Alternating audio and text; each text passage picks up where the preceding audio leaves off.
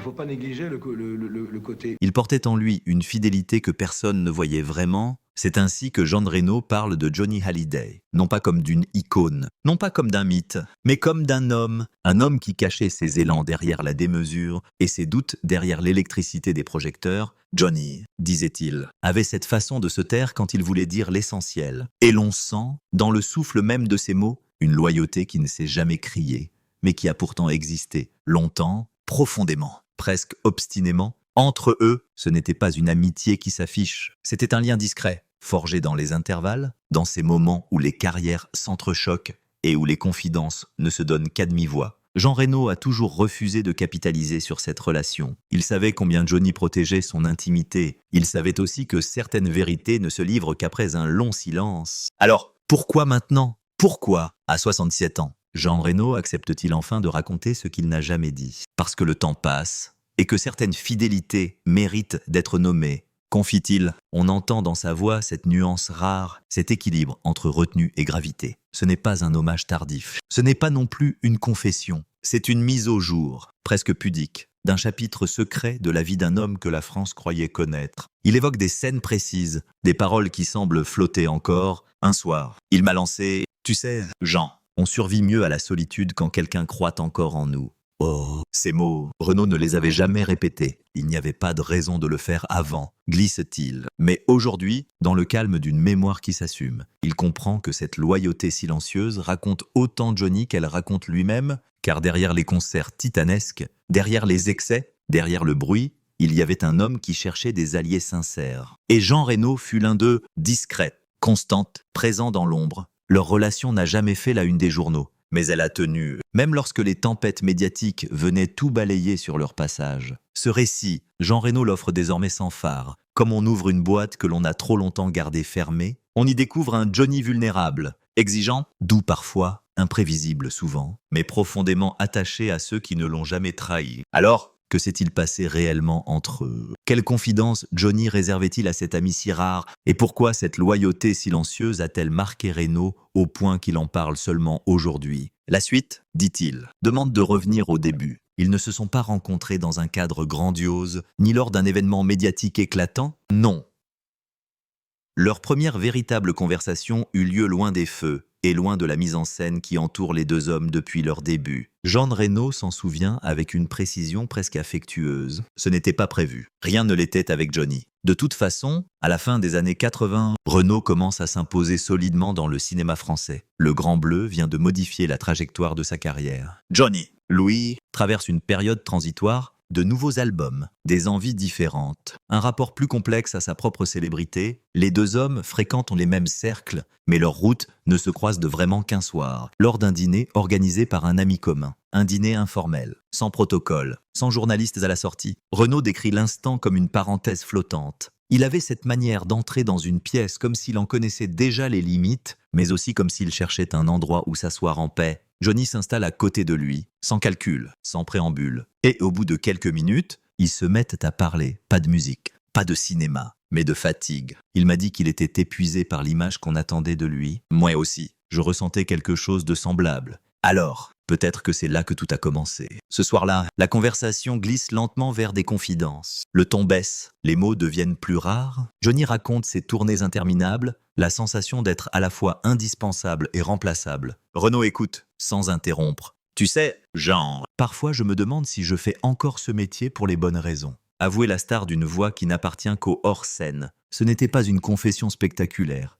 C'était un aveu presque chuchoté, un de ceux qui n'existent que lorsqu'on sent une présence sûre en face. Reno, touché par cette sincérité inattendue, répond simplement. On continue parce qu'on ne sait pas faire autrement. Johnny sourit brièvement, comme si ces mots lui offraient une explication acceptable. Après ce dîner, ils ne deviennent pas immédiatement inséparables. C'est même tout le contraire. Pendant plusieurs mois, ils ne se revoient pas. Mais une graine a été plantée dans les loges, dans les aéroports, dans les restaurants où le hasard les recroise. Un signe de tête, un sourire. Une phrase courte suffit pour raviver quelque chose de fragile, mais réel. Il me reconnaissait tout de suite, et il venait vers moi comme si la conversation n'avait jamais été interrompue. Se souvient Reno. Puis vient un moment décisif, une soirée de gala, en 1941, où Johnny doit interpréter 3 titres. Reno est invité lui aussi, assiste en coulisses. Avant de monter sur scène, le chanteur l'aperçoit, s'approche et dit presque sur le ton d'un enfant. « Reste là, j'aime bien savoir qu'il y a quelqu'un que je respecte dans le coin. » Cette phrase, simple, directe, scelle discrètement leur amitié. À partir de là, les rencontres deviennent plus nombreuses, mais toujours à l'abri du public. Des cafés pris tôt le matin, des discussions dans des parkings souterrains avant les avant-premières, des échanges sans urgence, souvent interrompus par les obligations de l'un ou de l'autre, rien de spectaculaire, mais une récurrence qui construit un lien. Reno explique. Johnny n'allait jamais chercher l'amitié. Il l'acceptait quand elle se présentait. C'est tout. Avec moi, il a dû sentir que je n'avais rien à lui demander. Et Johnny confirme cela un jour, dans une phrase qui restera gravée. Les vrais amis, Jean, ce sont ceux qui ne veulent rien de toi. Sauf que tu tiennes debout. Ce qui les rapproche n'est pas leur notoriété, mais la solitude qui l'accompagne. Deux hommes, chacun dans un univers différent, mais confrontés à la même pression, à la même impossibilité d'être simplement eux-mêmes. On se comprenait sans se l'expliquer, raconte Reno. À travers les années, cette rencontre initiale prend une autre dimension. C'est un point d'origine, une fissure dans le décor, où l'homme derrière la légende apparaît brièvement. Johnny peut être flamboyant sur scène, indomptable dans les studios,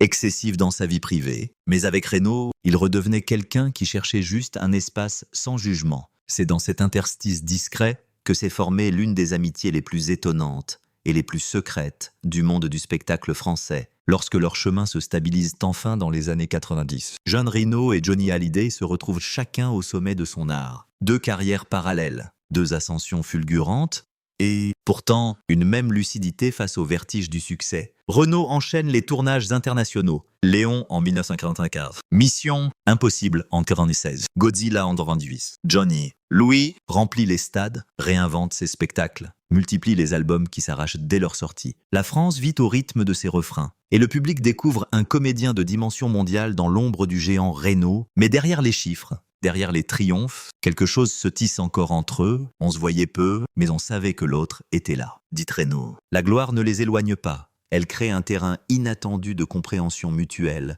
Tous deux savent que le succès est un mirage exigeant. Il illumine, mais il brûle aussi. Johnny en parle souvent. Le public te porte, mais il te pèse. Reno Kouèche, conscient que Hollywood n'est pas plus tendre que le rock. Dans ces années-là, leur amitié devient une sorte de refuge. Pas un refuge bruyant ou démonstratif, plutôt une alcôve silencieuse où aucun des deux n'a besoin de paraître. Lorsque Johnny prépare son spectacle Stade de France 1998, il invite Reno à venir observer les répétitions. Reno regarde cet homme survivre à ses propres exigences, pousser sa voix, s'acharner sur une note, recommencer encore. À la fin d'une session, Johnny essuie la sueur de son front et lâche « Si je rate ça, Jean, c'est comme si je trahissais quelque chose. » Reno répond doucement « Tu ne trahis rien, tu te dépasses, c'est différent. » Et à l'inverse, Johnny vient parfois sur les plateaux de Reno, rien d'officiel, aucun communiqué. Il arrive discrètement, s'installe hors du champ, observe les scènes prendre forme. Il aime le voir travailler. « Jean, disait-il, tu joues comme tu respires. C'est ça qui est rare. » Reno, gêné par le compliment, préfère parler de technique, de cadre, de précision. Mais Johnny insiste, le public voit ce qu'on ne dit pas.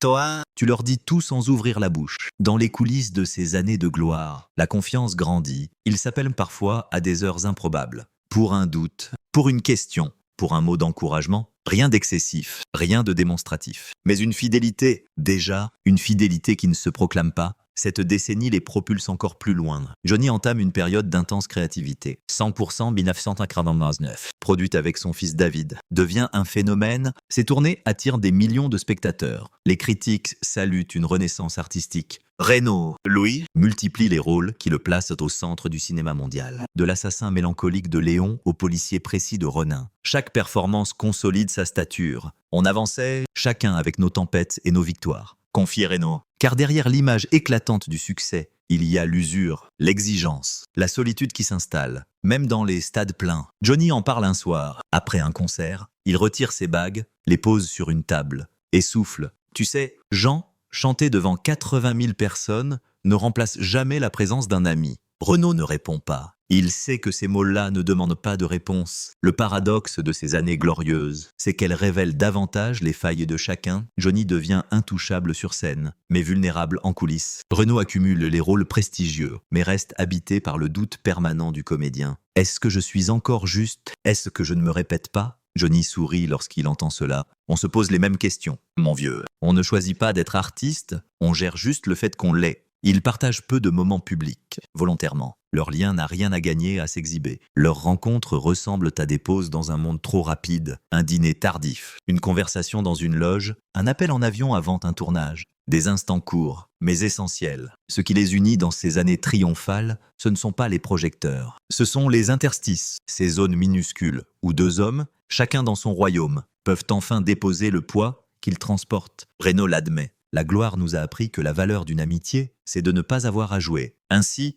au cœur des décennies les plus éclatantes de leur carrière, une vérité discrète apparaît. Leur fidélité l'un envers l'autre ne dépend ni des succès, ni de la presse, ni des attentes du public. Elle existe parce qu'ils se reconnaissent, parce qu'ils savent, chacun, ce que l'autre doit affronter une fois que les applaudissements cessent. Et cette loyauté silencieuse, déjà palpable, deviendra bientôt essentielle. Car les premières fissures, celles qu'on ne voit pas encore, sont en train de se former. Les années passent, et avec elles une forme de fragilité s'installe, presque imperceptible au début. Rien de spectaculaire, rien qui fasse la une, juste des signes minuscules, mais insistants. Jean Reno se souvient, on ne voyait pas encore la rupture, mais quelque chose changeait. Mais alors, d'où viennent ces fissures qui ne s'annoncent jamais franchement ? Au tournant des années 2000, la vie de Johnny devient plus complexe. Les tournées s'allongent, les attentes du public se radicalisent et son corps, souvent mis à l'épreuve, commence à protester. Il alterne les moments d'exubérance avec des silences lourds,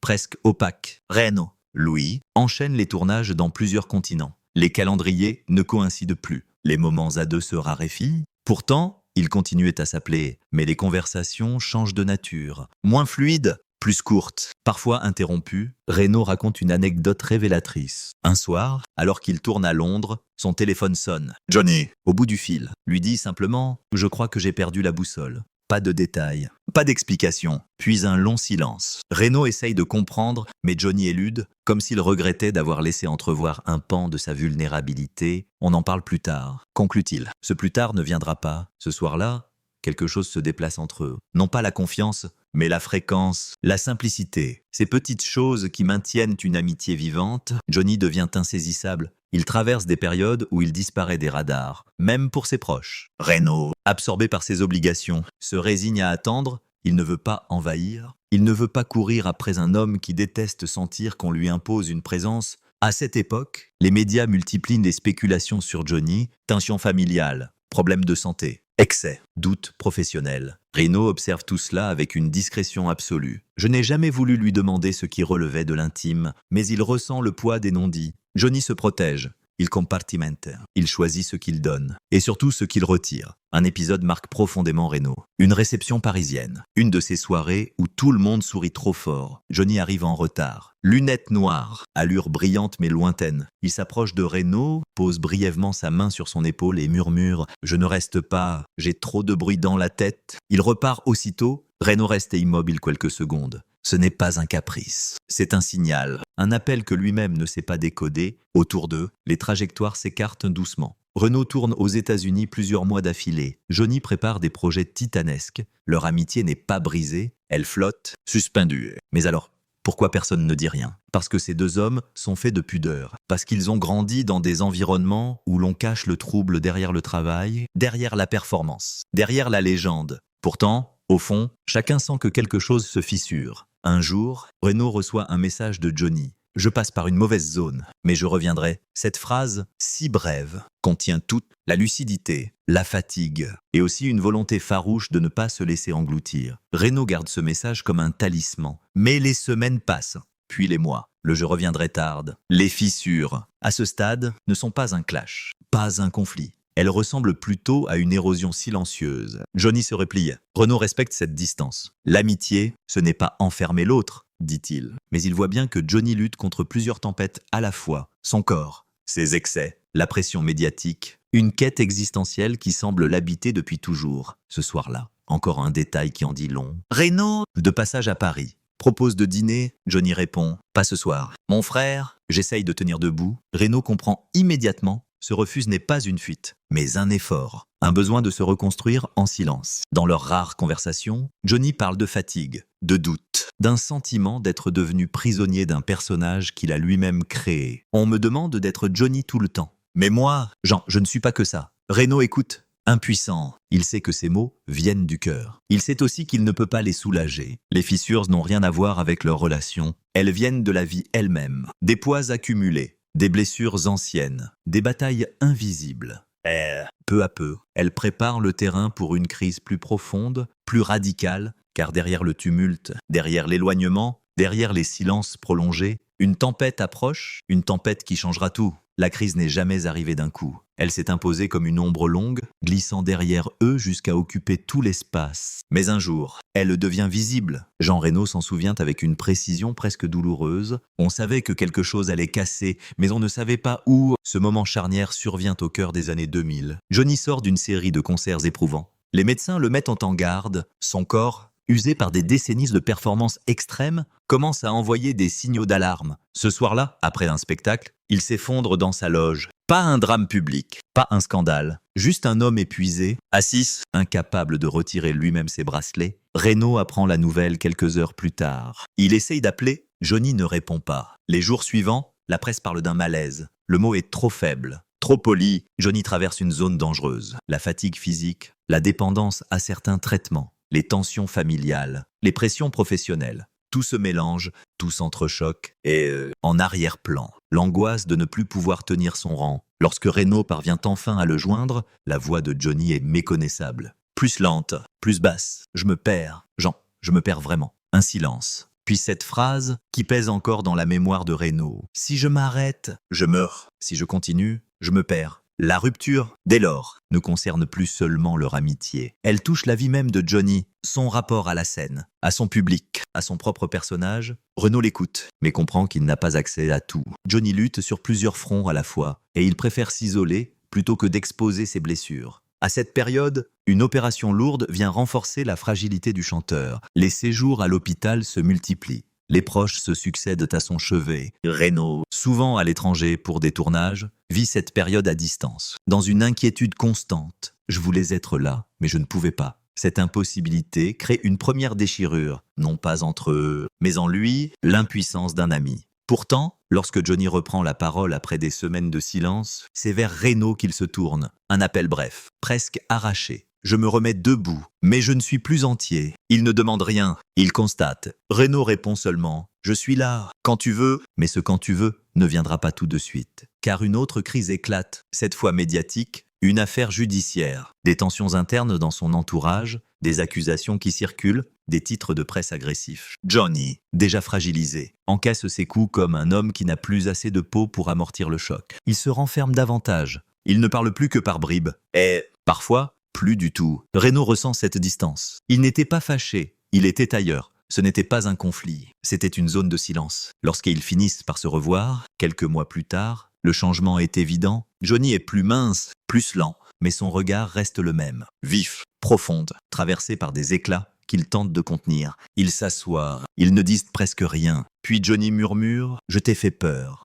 Reno répond honnêtement. Oui, mais tu es là, c'est tout ce qui compte. Johnny baisse les yeux. J'aimerais pouvoir dire que tout va mieux, mais je n'en suis pas sûr. La crise, à ce stade, n'est pas seulement physique ou médiatique. Elle est identitaire. Johnny ne sait plus exactement comment se tenir dans sa propre vie. Il doute de tout. De ses choix, de son entourage, de sa solidité. La scène le sauve et le détruit à la fois. Et Reno voit, impuissant. Son ami vibrait dangereusement entre deux extrêmes, la volonté de continuer à vivre comme un géant et la nécessité urgente de redevenir un homme. Pendant cette période, il s'éloigne, pas par volonté, par nécessité. Johnny doit se reconstruire. Reno doit accepter que certaines batailles ne se mènent pas à deux. Mais ils ne rompent pas. Pas vraiment. La rupture, la vraie, n'est pas entre eux. Elle est entre Johnny et le monde. Entre Johnny et lui-même, et cette fracture-là, longue, douloureuse, silencieuse, va changer irréversiblement leur relation avant de préparer, paradoxalement, un retour inattendu. Après la crise, il ne reste jamais tout.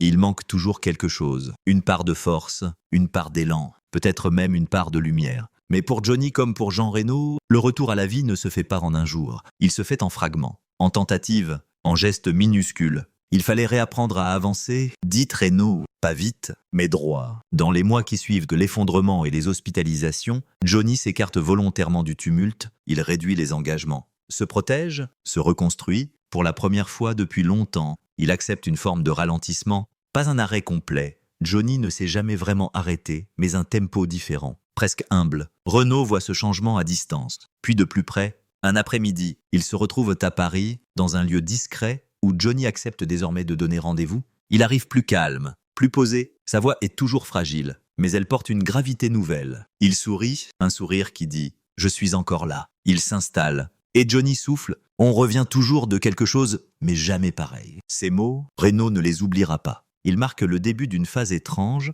à la fois paisible et mélancolique. Johnny ne cherche plus à courir derrière le mythe. Il cherche à tenir debout, à trouver une place où l'homme et la légende ne s'entrechoquent plus. C'est un travail intérieur, lent, silencieux. À cette période, Johnny recommence à créer. Il enregistre, il compose, mais avec une énergie plus contrôlée. Il travaillait autrement, dit Renaud, avec moins de rage, plus de vérité. Cette observation rejoint celle de nombreux journalistes. Les années 2010 dévoilent un Johnny plus introspectif, plus nu dans son interprétation. Il n'essaie plus de prouver, il raconte. C'est aussi à ce moment-là que les conversations entre les deux hommes retrouvent une fluidité nouvelle. Elles ne sont plus brèves ou esquivées, elles ne sont plus cryptées par la douleur. Elles respirent, Renaud raconte. Il voulait parler du temps, de ce qu'il avait traversé, de ce qu'il voulait encore faire. Pas avec emphase, avec simplicité. Un jour, Johnny lui confiait « J'ai cru que tout allait s'arrêter. Et puis, j'ai compris que j'avais encore des choses à dire. » Cette phrase, loin de la démesure habituelle, ressemble à une reconnaissance intime, une gratitude envers la vie, envers la scène, envers ce qu'il lui reste. Pendant cette période de reconstruction, Johnny s'appuie davantage sur les liens sincères, ceux qui ne demandent rien. Renaud en fait naturellement partie. Il se voit plus régulièrement, pas dans des soirées mondaines, pas sous les flashs, dans des espaces calmes où la parole peut exister sans poids. Renaud le résume ainsi. On avait retrouvé un équilibre, pas celui d'avant, un autre, plus fragile, mais plus vrai. Le chanteur reprend ensuite la route, mais différemment. Les tournées ne sont plus des marathons, elles deviennent des rendez-vous choisis. Le public, Louis, ne voit pas toujours la fatigue derrière la puissance. Mais Renaud, oui, il l'observe avec une attention presque fraternelle. Il mettait tout ce qui lui restait dans chaque chanson, comme s'il voulait laisser une trace plus douce, plus profonde. Ce renouveau artistique s'accompagne d'une lucidité plus grande. Johnny parle plus ouvertement de sa santé, de ses peurs, de ses hésitations. Il ne prétend plus être invincible. Il avance avec ce qu'il a. Un soir, après un concert particulièrement intense, il dit à Renaud « J'ai compris que la vie, c'est pas de gagner contre tout, c'est de tenir malgré tout. » Cette phrase résume sans doute la seconde partie de sa vie. Une existence marquée par les résurrections successives, les retours improbables, les batailles que personne ne voit. Pour Renaud, cette période est aussi un apprentissage. Voir son ami renaître autrement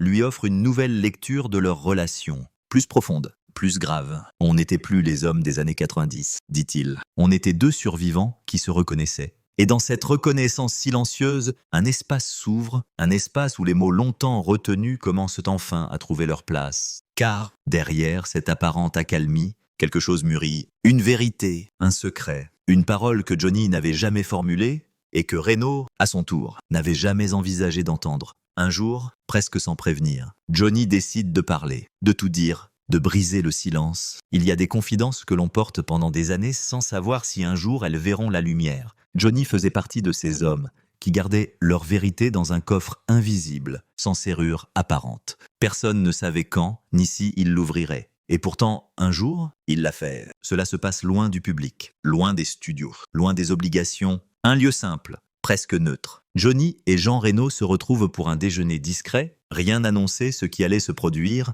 Rien. Renaud se souvient. Il était calme, mais un calme qui ne ressemblait pas au sien. Un calme avant quelque chose. Il parle d'abord de banalité, de musique, de cinéma, de leurs enfants, puis sans transition. Johnny se taille. Il baisse les yeux, longue pause, puis il souffle. « Jean, il faut que je te dise une chose que je n'ai jamais dite à personne. » Renaud ne bouge pas. Il attend. Johnny continue, d'une voix un peu rauque, presque cassée. « Je n'ai jamais su être en paix avec l'homme que j'étais. La scène me sauvait, mais elle me dévorait aussi. Et pendant tout ce temps, je n'ai jamais osé dire que j'avais peur. Peur de tomber, peur d'être seul, peur de ne plus être aimé. » Ces mots, Renaud les reçoit comme un souffle froid. Il sait que Johnny n'a jamais parlé ainsi. Jamais. Johnny poursuit. « Toute ma vie, on m'a demandé d'être fort, d'être un géant. Alors j'ai construit une armure, mais en dessous, j'étais foutu. J'avais besoin de quelqu'un qui voit l'homme, pas le monument. Il relève les yeux, et pour la première fois depuis longtemps, il n'y a ni éclat, ni défense, ni ironie dans son regard.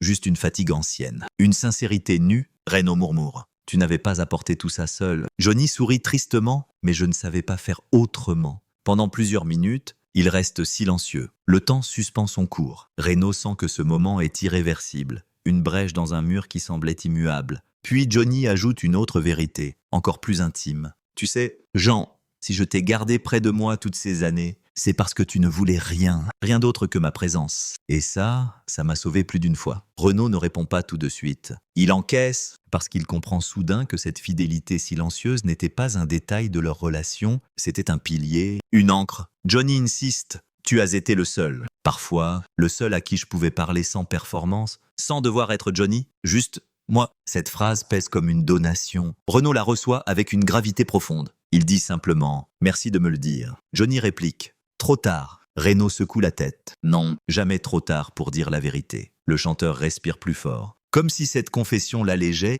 comme si nommer ses propres blessures lui permettait enfin de les regarder en face. Il poursuit, plus doucement encore. « Je n'ai pas été loyal avec beaucoup de gens. Mais avec toi, oui, parce que tu m'as offert quelque chose que je n'avais pas. Un espace où je n'étais pas un symbole. » Renaud, ému mais pudique, répond d'une voix presque imperceptible. On s'est tenus l'un l'autre, même quand on ne savait pas qu'on le faisait. Ce moment devient un tournant silencieux dans leur histoire. Johnny, pour la première fois, assume sa vulnérabilité devant un témoin. Il l'admet, il l'a confié, il la transmet presque. Puis il ajoute, dans une parole qui reste gravée, « Je ne sais pas combien de temps il me reste, alors je veux que quelqu'un, quelque part, sache qui j'étais vraiment. » Pas la bête de scène. L'homme, Renaud reste immobile. Il comprend que son ami vient de lui déléguer quelque chose de rare, une vérité intime, un morceau brut de sa vie. Il comprend aussi que cette révélation n'est pas une plainte. C'est un legs, une transmission. Johnny conclut. Si un jour tu racontes notre histoire, dis-le. Dis que je n'étais pas invincible, mais que j'ai essayé. Toute ma vie, j'ai essayé. Après cela, ils ne parlent plus. Ils restent ensemble, en silence, longtemps. Comme si les mots prononcés venaient de déplacer quelque chose de profond,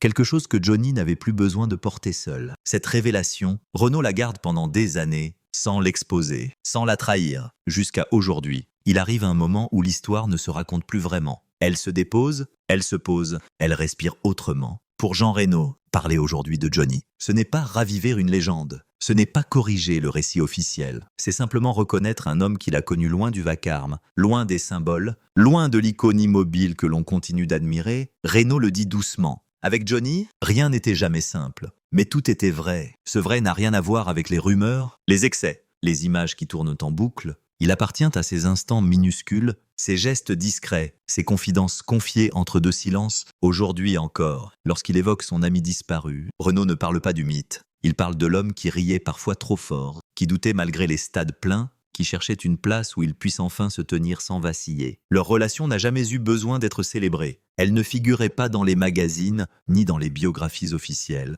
Elle existait dans un territoire plus étroit, plus précieux, celui de la loyauté silencieuse. Une loyauté qui ne se proclame pas, qui ne se commande pas, mais qui se reconnaît parfois des années plus tard, comme la colonne invisible d'une amitié rare. Lorsque Renaud raconte ses souvenirs, il s'interrompt souvent, non par tristesse, mais pour laisser la mémoire faire son travail. On découvre des choses après la disparition de quelqu'un. On comprend des phrases qu'on n'avait pas comprises, on voit des gestes autrement. Ce travail intérieur est long, subtil, presque quotidien. Et il admet, il m'a beaucoup appris, Johnny, peut-être sans le vouloir, peut-être sans le savoir. Après la mort du chanteur, Renaud reçoit des messages, des témoignages, des photos, des inconnus lui écrivent. Vous faisiez partie de sa vie. Il ne répond pas toujours. Il garde cela comme on garde une lumière fragile, qui éclaire juste assez pour ne pas se perdre. Il dit simplement, ce n'était pas une grande histoire, c'était une histoire vraie. Dans cette dernière partie de leur relation, celle qui continue même après la mort. Renaud a trouvé une forme de paix, non pas parce que tout est clair, ou parce qu'il n'y a plus de regrets, mais parce que ce qu'ils ont vécu ne dépend pas du temps. Le temps peut user les détails, effacer les dates, brouiller les chronologies, mais il ne peut pas effacer la trace de ce qui a été partagé dans la vérité. Un jour, Renaud raconte avoir ouvert une boîte qu'il gardait depuis longtemps. À l'intérieur, quelques photos, un mot plié, un billet de concert et un enregistrement bref sur un dictaphone. La voix de Johnny, reconnaissable entre mille, dit simplement « À bientôt, mon frère ». Renaud éteint l'appareil sans chercher davantage. Je voulais que cette phrase reste intacte. Elle ne contient ni spectacle, ni célébration. Elle contient l'essentiel, la continuité d'un lien qui ne s'arrête pas avec l'absence. Aujourd'hui, lorsqu'on demande à Jean Reno ce que représentait réellement Johnny dans sa vie, il répond sans hésiter. Il m'a montré qu'il n'y a pas de force sans fragilité, que l'homme compte autant que l'artiste, et que les silences disent parfois plus que les mots. Puis il ajoute, presque pour lui-même, ce que nous avons partagé n'avait pas besoin d'être vu. Il avait besoin d'être vécu. Il sait que raconter cette histoire maintenant n'est pas un hommage. C'est un acte de fidélité. Une dernière manière d'honorer ce qui n'a jamais été dit publiquement. Et peut-être aussi une façon de rendre justice à cet homme que la France croit connaître, mais dont seule une poignée de proches a vraiment aperçu la profondeur. À la fin du récit, Reno laisse s'installer un long silence. Un silence qui n'est pas une absence, mais une présence différente. La présence d'un ami qui continue d'exister dans la mémoire, dans les phrases restées en suspens, dans les gestes simples qui ont traversé les années. Et sur la table, il reste une photo, le temps. Louis ne dit plus rien.